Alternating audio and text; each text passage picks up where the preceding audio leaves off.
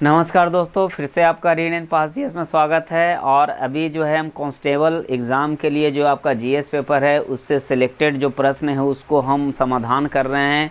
तो फिर आज आपका बोर्ड पे कुछ सिलेक्टेड क्वेश्चन है जिसको हम समाधान करने का प्रयास करेंगे। तो चलिए बिना समय गवाए हुए हम लोग बोर्ड पर चलते हैं और जो सामान्य अध्ययन का जो महत्वपूर्ण प्रश्न है उसको समाधान करने का प्रयास करते हैं। तो पहला जो आपका प्रश्न है वो है कि 1774 में किस रेगुलेटिंग एक्ट के तहत जो है कलकत्ता में उच्चतम न्यायालय की स्थापना हुई। आपको बता दें कि जब ब्रिटिश गवर्नमेंट यहाँ पे आया था तो उसे ज़रूरत महसूस हुआ कि भारत में जो है उच्चतम न्यायालय की स्थापना होनी चाहिए। तो आपसे ये प्रश्न पूछता है कि बताइए कि किस एक्ट के तहत जो है आपका पहली बार बंगाल में यानी कलकत्ता में जो है सुप्रीम कोर्ट की स्थापना की गई। तब वो एक्ट था आपका 1773 का रेगुलेटिंग एक्ट। तो 1773 का रेगुलेटिंग एक्ट याद रखिएगा, यानी 1773 का जो रेगुलेटिंग एक्ट है उसके तहत बंगाल में पहली बार जो है सुप्रीम कोर्ट की स्थापना की गई। चलिए दूसरा प्रश्न पे हम लोग चलते हैं कि प्रारूप समिति के अध्यक्ष कौन थे। तो बहुत ही वीवीआई क्वेश्चन है, हमेशा पूछता है एग्जाम में। तो आपको याद रखना चाहिए कि आपका प्रारूप समिति का जो अध्यक्ष थे वो आपका भीमराव अंबेडकर थे। भीमराव अंबेडकर तो भीमराव अंबेडकर थे। तो याद रखिएगा कि प्रारूप समिति के जो अध्यक्ष थे वो भीमराव अंबेडकर थे। काफ़ी वीवीआई प्रश्न है। नेक्स्ट हम लोग बढ़ते हैं कि विश्व में अलिखित संविधान जो है किस देश का है। आपको बता दें कि विश्व में सबसे बड़ा संविधान भारत का है। सबसे छोटा संविधान की बात करें आधुनिक भारत का तो आपका अमेरिका का है, मात्र 7 पन्नों का है। और अगर अलिखित संविधान की बात करें तो इसका उत्तर आपका ब्रिटेन हो जाएगा, क्योंकि ब्रिटेन का जो संविधान है वो आपका अलिखित है। तो याद रखिएगा कि विश्व में अलिखित संविधान किस देश का है, तो ब्रिटेन का है। इसके बाद कहता है भारत का राष्ट्रपति किस देश के समान है। तो आपको बता दें कि हमारे देश में जो राष्ट्रपति का पद है जो आपका आर्टिकल 52 के द्वारा दिया गया है, कहा गया कि राष्ट्रपति का जो पद है वो आपका अवास्तविक रूप में है, यानी वास्तविक रूप में नहीं है, क्योंकि राष्ट्र की कार्यपालिका शक्ति जो होती है या कार्यपालिका शक्ति जो जिसका वास्तविक प्रधान होता है वो प्रधानमंत्री होता है। तो राष्ट्रपति जो है नाम मात्र का प्रधान है, जिस प्रकार से आपका इंग्लैंड के राजा। तो आपको यहाँ पे उत्तर होगा कि भारत के राष्ट्रपति किस देश के समान है, तो ब्रिटेन के समान, यानी ब्रिटेन में जिस प्रकार का राजा का पद होता है उसी प्रकार से भारत में राष्ट्रपति का पद होता है। नेक्स्ट हम लोग बढ़ते हैं, कहता है समाजवादी तथा धर्मनिरपेक्ष शब्द जोड़ा गया। संविधान में समाजवादी और धर्मनिरपेक्ष शब्द कब जोड़ा गया। तो याद रखिएगा 42वां संविधान संशोधन, 42वां संविधान संशोधन है ना, ये आपका 1976 में जोड़ा गया। फिर कहता है कि मार्सेलो रेवोलो डी सोसा राष्ट्रपति है, कहाँ का है। तो आपका उत्तर होना चाहिए पुर्तगाल। कहाँ का है, पुर्तगाल का। वीवीआई क्वेश्चन है, फिर से आपका देख लीजिए, मार्सेलो रेवोलो डी सोसा राष्ट्रपति कहाँ का है, तो आपका पुर्तगाल का है। नेक्स्ट आपका प्रश्न है कि एलटीटी एक आपका आतंकवादी संगठन था और यह संगठन काफ़ी आपका फेमस रहा। इन दिनों जो है इसका पूर्ण रूप से विनाश कर दिया गया है, लेकिन ये एलटीटी था कहाँ। तो आपको उत्तर होना चाहिए आपका श्रीलंका। क्या होगा, श्रीलंका। देखिए यहाँ पे पूछ रहा है लिबरेशन टाइगर तमिल इलम, इसको शॉर्ट में हम लोग बोलते हैं लिट्टे या LTTE। तो इसका जो आपका संगठन था वो श्रीलंका में था। अब जो है पूर्ण रूप से आपको क्या हुआ, खत्म कर दिया गया है। इसके बाद आइए नरसिम्हा समिति यानी कमेटी का संबंध किससे है, तो बैंकिंग सुधार से, यानी बैंकिंग सुधार से, बैंकिंग सुधार। नरसिम्हा समिति का संबंध किससे है, तो बैंकिंग सुधार से है। तो आपको क्लियर होना चाहिए। नेक्स्ट है, कहता सर्वाधिक साक्षरता वाला राज्य कौन है, तो केरल है। सबसे साक्षरता वाला राज्य कौन है भाई, तो केरल है। याद रखिएगा सबसे साक्षरता वाला राज्य आपका केरल है। तो यहाँ पे उत्तर क्या हो जाएगा, केरल, है ना। ये आपका 2011 के जनगणना के अनुसार है कि भारत का सर्वाधिक साक्षरता वाला राज्य कौन है, तो केरल। फिर कहता पालक के पत्ते में क्या होता है, तो पालक के पत्ते में आपका आयरन होता है। आयरन आपका प्रचुर मात्रा में होता है। अगर आप पालक जो है पीस करके कच्चे अगर पीते हैं तो आपको पथरी जैसा बीमारी नहीं होगा। पका के नहीं पीना है, पीस करके कच्चे पीना है, और आपके बॉडी में भरपूर मात्रा में आपको आयरन भी मिलेगी। तो याद रखिए पालक के पत्ते में क्या होता है, तो आपको आयरन होता है। कहता है कोलेस्ट्रॉल जो है किससे संबंधित है, तो कोलेस्ट्रॉल जो है वसा से संबंधित है। आपको बता दें हमारे शरीर में 2 प्रकार के कोलेस्ट्रॉल होता है, एक बैड और एक गुड। गुड कोलेस्ट्रॉल जो है आपको नुकसान नहीं पहुंचाता है, बैड कोलेस्ट्रॉल जो है आपको बड़ी अधिक मात्रा में नुकसान पहुंचाता है।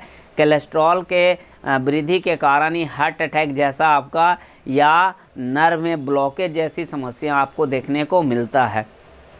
तो आपका वास्तविकता में कोलेस्ट्रॉल क्या होता है, वसा होता है। अगर आप नॉनवेज वगैरह खाते होंगे तो उसमें आपका जो वसा मिलती है वो आपका बैड कोलेस्ट्रॉल के रूप में मिलती है। अगर आप वनस्पति खाते हैं, साग सब्जी खाते हैं, तो उसमें गुड कोलेस्ट्रॉल मिलता है। इसके बाद कहता है वृद्धि हार्मोन का स्रावन कौन करता है, तो प्यूटरी ग्लैंड। प्यूटरी ग्लैंड है ना, याद रखिएगा। कहता है पिट्यूटरी ग्लैंड है ना, पिट्यूटरी ग्लैंड जो है वृद्धि हार्मोन का स्रावन करता है। इसी से जो है बच्चे के आपका ग्रोथ होता है, उसमें वृद्धि होता है। तो याद रखिएगा कि जो वृद्धि हार्मोन का स्रावन होता है पिट्यूटरी ग्लैंड से होता है। फिर कहता है कि पाचन क्रिया में प्रोटीन बदल जाता है, यानी पाचन क्रिया में प्रोटीन किस में बदल जाता है, तो एमिनो अम्ल में, यानी एमिनो अम्ल, यानी पाचन क्रिया में है ना प्रोटीन किस में बदल जाता है, एमिनो अम्ल में बदल जाता है। क्योंकि प्रोटीन का डायरेक्ट जो है हम ऑब्जर्वेशन नहीं कर सकते हैं, यानी प्रोटीन जब हमारे बॉडी में जाती है तो कईयक रूप में टूटती है, तो वो किस में बदलता है, एमिनो अम्ल में या एमिनो एसिड। तो आप इसको स्क्रीनशॉट खींच लें। तो चलिए हम लोग आगे का प्रश्न को देखते हैं दोस्तों। मेन जो आपका नेक्स्ट प्रश्न है वो है आपका कि फाइलेरिया रोग किससे उत्पन्न होती है। फाइलेरिया रोग जिसमें आप देखते होंगे कि पैर आपका हाथी के समान फूल जाता होगा, तो फाइलेरिया जो रोग होता है वो आपका कृमि से होता है। किससे होता है, कृमि से। ये एक प्रकार परजीवी है ना, ये परजीवी है जो कि आपका धागे के समान होता है। तो ये बस याद रखना है कि आपका फाइलेरिया रोग जो होता है वो आपका कृमि से होता है। इसके बाद कहता है एस्कॉर्बिक एसिड जो है रासायनिक नाम है, तो वो आपका विटामिन सी का, विटामिन सी का रासायनिक नाम है एस्कॉर्बिक एसिड। क्या नाम है, एस्कॉर्बिक एसिड। एस्कॉर्बिक एसिड किसका रासायनिक नाम है, तो विटामिन सी का। कहता है मानव शरीर में प्रचुर मात्रा में, यहाँ पे देखिए चाहे प्रचुर मात्रा में पाए जाने वाला तत्व क्या है। मानव शरीर में प्रचुर मात्रा में पाए जाने वाला तत्व जो है वो आपका ऑक्सीजन है। क्या है, ऑक्सीजन है। ऑक्सीजन जो आपका 65% है। चूँकि आप जानते हैं कि हमारे बॉडी में अधिक मात्रा में आपका जल होता है, और जल का निर्माण आपका H2O यानी हाइड्रोजन ऑक्सीजन से होता है।